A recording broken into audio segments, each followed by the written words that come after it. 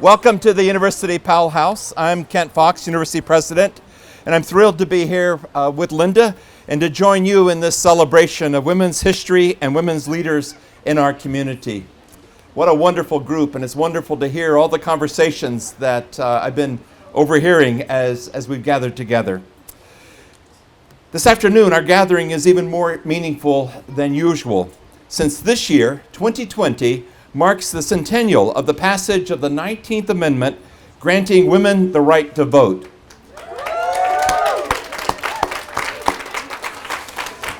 We all benefit from that profound writing of our democracy 100 years ago. Men, women, and all of our students will be voting for the very first time here at the University of Florida's own early voting site at the Rights Union. And likewise, we are also stronger as we reflect and remember this centennial. Many brave and dedicated women in Florida spent years working toward voting rights that we now so easily take for granted. And I'd like to just highlight one of them. She's the namesake for our university's Jennings Hall, May Mann Jennings. And I have a fond place for Jennings in my heart because Linda and I spend the first week of each year there with the students. Mrs. Jennings was a leading Florida suffragette and also co-founder of the Florida League of Women Voters. She was also a champion of education and in environmental conservation, and also the spouse of Governor William Jennings. Our own Jennings Hall was named in her honor when it became one of the residence halls built for women students after the University of Florida became coeducational only in 1947. And I was moved when I learned recently that when Jennings Hall was dedicated in 1961, Miss Jennings was one of the many women who were recognized in that ceremony. Indeed, the floors of that hall were divided up into sections that were named for the women who had been important in our university's growth and historical flourishing. Many of them were librarians, administrative assistants, or staff members, since at that time there were very few women faculty. And what's really especially poignant about this history is that many of the women who were recognized dedicated their careers to an institution that only served men. And just one example, part of Jennings' fourth floor was named Parrott in honor of Mary Parrott, an assistant to Presidents Alfred Murphy and John Tigert. And she was remembered for, quote, her inestimable value. She retired in 1936, more than a decade before our university admitted its first women.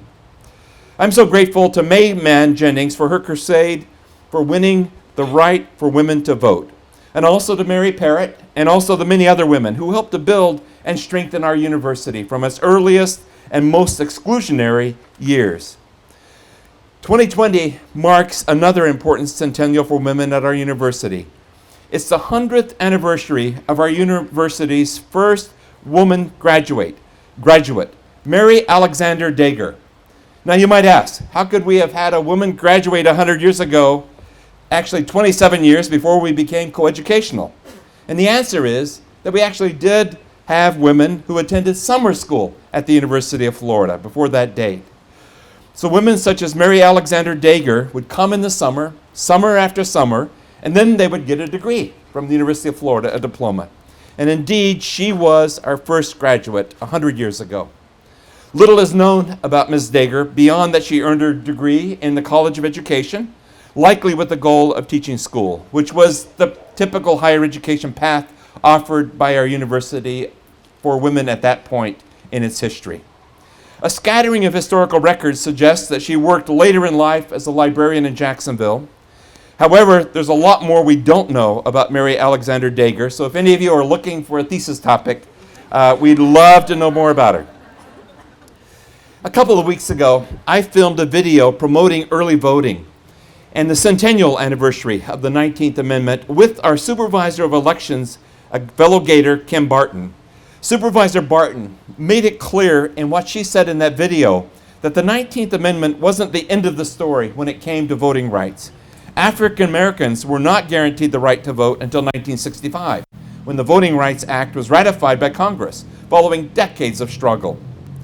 As we vote this week in the presidential primary, we exercise the fundamental democratic right to choose our leaders.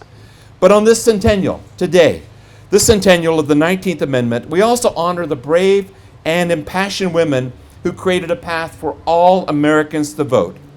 Perhaps instead of those stickers that say, "I voted," all of us now should say that we voted because of them. Our university is celebrating the centennial all year long as part of what we're calling UF Celebrate 2020. And it's a program led by two of our faculty, Professor Bonnie Moreta and also Anthony Kolenik. So watch for future events and future announcements.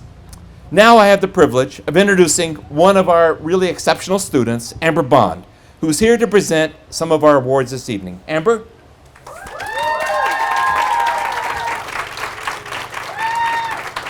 Thank you.